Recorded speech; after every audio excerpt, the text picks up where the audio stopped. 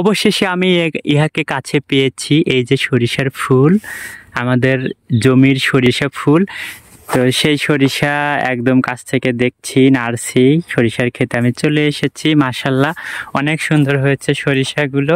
বন্ধু ভেসে আমাদের জমির মাঝে দিয়ে রাস্তা তৈরি করে ক্ষতি করে গেছে, আর সেই জমি দিয়ে আমি হেঁটে যাচ্ছি অবলীলায়। ভাবছি না যে এটা আমার ক্ষতি করে গেছে, আর আমি সেই ক্ষতিটাই আমার সুযোগে কাজে লাগাচ্ছি।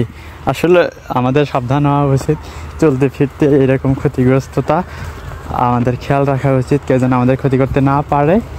অবশেষে আমি ইহাকে কাছে পেয়েছি। এই যে সরিষার ফুল, আমাদের জমির সরিষা ফুল।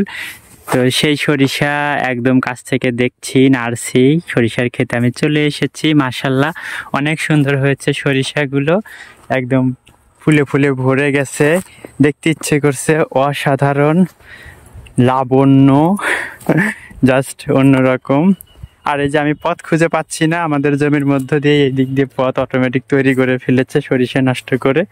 তো যাই হোক, এই পাশে সরিষাগুলো আরো বেশি সুন্দর হয়েছে, অনেক ভালো ফলন হয়েছে, দানাযুক্ত হয়েছে, অসাধারণ। আর এই যে দেখেন সরিষা থেকে কিভাবে মধু সংগ্রহ করে মৌমাছি, একদম হাতে নাতে ধরা পড়ে গেল মৌমাছিটা।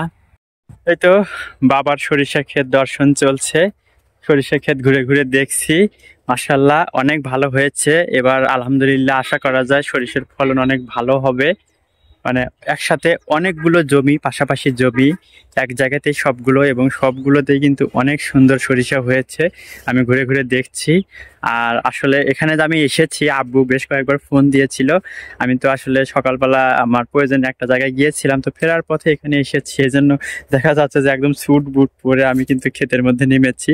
আসলে কিন্তু ক্ষেতে আসার জন্য আমি বের হইনি, আর আসলে ঘুরতে ঘুরতে চলে এসেছি। আর দেখে কিন্তু অনেক বেশি ভালো লাগলো আমার কাছে। আর আমি এখানে এসেছি, যেটা বলছিলাম, আব্বু কিন্তু অনেক খুশি হয়েছেন যে আমি জমি দেখতে এসেছি। আর আব্বু বারবার জিজ্ঞেস করতেছিলেন যে কেমন হয়েছে সরিষা। তো সেটা আব্বুকে যখন বলছিলাম, আব্বু কিন্তু শুনে ভিতরে ভিতরে অনেক বেশি খুশি হয়েছেন, সেটা আমি মোবাইলের অপর পাশ থেকেই বুঝতে পেরেছি। আল্লাহ, সরিষা এমনিও অনেক বেশি সুন্দর হয়েছে দেখতে, অনেক ভালো লাগছে। সরিষার ক্ষেত অসাধারণ লাগছে, ফুলে ফুলে ভরে গেছে সরিষা। আর সরিষা অল্প দিনেই তো হয়ে যায়, বেশি সময় লাগবে না। তো দেখতে বেশ ভালো লাগছে, অনেক ভালো লাগছে। আর এদিকে মনে হচ্ছে যে আমাদের সরিষা ক্ষেতে কেউ শাক তুলতে এসেছে বা কিছু করতে এসেছে। আমি এখন যাচ্ছি, তাদেরকে মানা করব, কারণ এখন সরিষার মধ্যে যদি কেউ যায় তাহলে কিন্তু সরিষা নষ্ট হয়ে যাবে। এটা বুঝতে হবে, আমরা মানুষ এটা বুঝি না যে কেন আমরা অল্প একটু কিছুর জন্য একটা ক্ষতি করে ফেলি, এটা কিন্তু ঠিক না। মাশাআল্লাহ, এই পাশে সরিষা ফুল কিন্তু এত সুন্দর লাগছে, থোকায় থোকায় ধরে আছে, দেখেই মনটা ভরে যাচ্ছে। সরিষার ক্ষেতে ঘুরে ঘুরে দেখতে অনেক বেশি আমার ভালো লাগছে, আর একটা অন্যরকম ফিলিংস কাজ করছে, ভালো লাগা কাজ করছে। আর এখন তো রোদ আছে, আর এই রোদের কিন্তু তেজ নাই, আর এই কারণে কিন্তু সরিষা অনেক ভালো হয়। আর সেই সাথে গরম লাগছে না, আর এইরকম হালকা রোদে দিয়ে অনেক বেশি ভালো লাগছে। তো এই পাশটা দিয়ে একটু আমি যাব, দেখাচ্ছি। সরিষা ক্ষেতের পাশে এদিকে কিন্তু অনেকগুলো ধান ক্ষেত আছে, সবগুলো কিন্তু অসাধারণ। যেদিকে ধানের চারা দেওয়া হয়েছে, এখানে কিন্তু নতুন ধানের চারা হচ্ছে, বিছানার মতো একটা বেডশিট তৈরি, বেডের মতো একটা বিছানার মতো আর এখানে জমি তৈরি করা হয়েছে, সেখানে ধান চারা দেওয়া হয়েছে। আর এই পাশে কিন্তু অলরেডি ধান বড় হয়ে গেছে, ধানের চারাগুলো অনেক সুন্দর হয়েছে, মাশাআল্লাহ। আর এটা কিন্তু ছোট্ট একটা খাল, এই খালটা ওই যে খালটা প্রথম দেখালাম সেই খালটা থেকে এখানে এসেছে। আর এইটাতে বেশিরভাগ এরকম ধানের চারা দেওয়া হয়, একটু নিচু নিচু আর পানি পানি থাকে, ধানের চারা দিলে এটা কিন্তু ধানের জন্য ভালো হয়। আর এরকম জমি ক্ষেত গ্রামের এরকম পরিবেশ একদম অন্যরকম একটা ভালো জায়গা, অন্যরকম একটা ভালো লাগার জায়গা। সরিষা পুরো ক্ষেত জুড়ে অসাধারণ লাগছে। আর ওই যে ওনারা কিন্তু শাক তুলতে এসেছেন, যে ওনারা শাক তুলছেন। আসলে সরিষার ক্ষেতের ভিতরে গিয়ে গিয়ে এগুলো শাক তোলাটা ঠিক না, সরিষার জন্য ক্ষতি হয়, ফুল ঝরে যায়। তো সেটাই ওনাদেরকে আমি মানা করলাম। তো ওনারা এই যে বিভিন্ন যে প্রাকৃতিক উপায়ে তৈরি কিছু শাক, সেগুলোই ওনারা তুলতেছেন। তো যাই হোক, এই পাশটাতে কলা গাছ আছে, এই পাশে পুকুর। আর একটা যেটা মানে খারাপ দিক আমি বলবো, এরকম আবাদি জমিগুলো কেটে কেটে পুকুর তৈরি করা হচ্ছে, যেটা আসলে দিনে দিনে কিন্তু আমাদের আবাদি জমির পরিমাণ কমে যাচ্ছে। আর একটা জমিতে কিন্তু 2-3 রকমের শস্য উৎপাদন হয়, যেটা আমাদের জন্য অনেক বেশি জরুরি। কিন্তু এরকমভাবে যদি পুকুর তৈরি করা হয় তাহলে কিন্তু এটা আমাদের জন্য একটা হুমকি স্বরূপ। আমাদের উৎপাদন কমে যাবে, আমাদের মানে শস্য কমে যাবে, ধানের উৎপাদন কমে যাবে, সরিষার উৎপাদন কমে যাবে।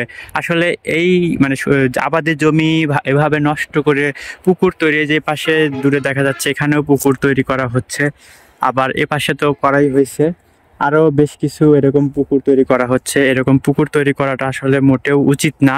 এটা সরকার থেকে একটু হলেও মানে এগুলো দেখাশোনা করা উচিত। আবাদি জমি নষ্ট হচ্ছে, হয়তো আবাদ করতে কষ্ট হয়, কৃষকদের লাভ নাই। আর এদিকটাও দেখা লাগবে যে কৃষকরা যেন ক্ষতিগ্রস্ত না হয়, তারা যেন প্রাপ্য যেটা তার পাওনা সেটা যেন পায়। আর এগুলো কিন্তু একটু সরকারকে মানে মেনটেন করা উচিত, যেহেতু কৃষকরা আবাদ করে লাভ পাচ্ছে না, এই কারণেই কিন্তু তারা এই যে জমিগুলো পুকুর কাটে। আর আসলে এমন হয় যে পাশের জমি যদি পুকুরে দিয়ে দেয় তাহলে বাধ্য হয়ে পুকুরেই দিতে হয়, তাছাড়া তো আবাদ করা যাবে না, জমি ভেঙে পুকুরের মধ্যেই চলে যাবে।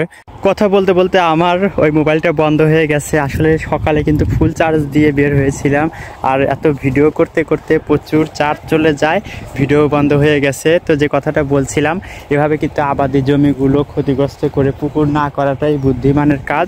আমরা চেষ্টা করি যারা জমির মালিক আছে তারা আবাদ করতে। আর আবাদ আমি যখন করব তখন কিন্তু আমার দেশ এবং দশের জন্য সেটা উপকারে আসবে। এই খাবারটা, এই শস্যটা কারোর না কারোর মুখে গিয়ে রুটবে। সুতরাং আমাদের আবাদ যারা করি তারা আবাদ করাটাই ভালো।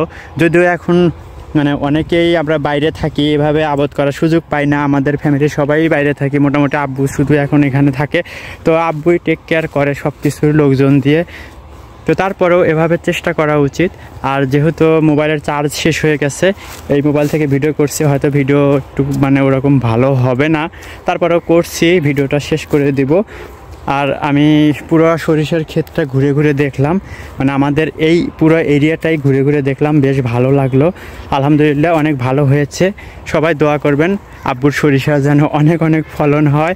আর আব্বুর সরিষার অনেক ফলন হলে আব্বু অনেক বেশি খুশি হন।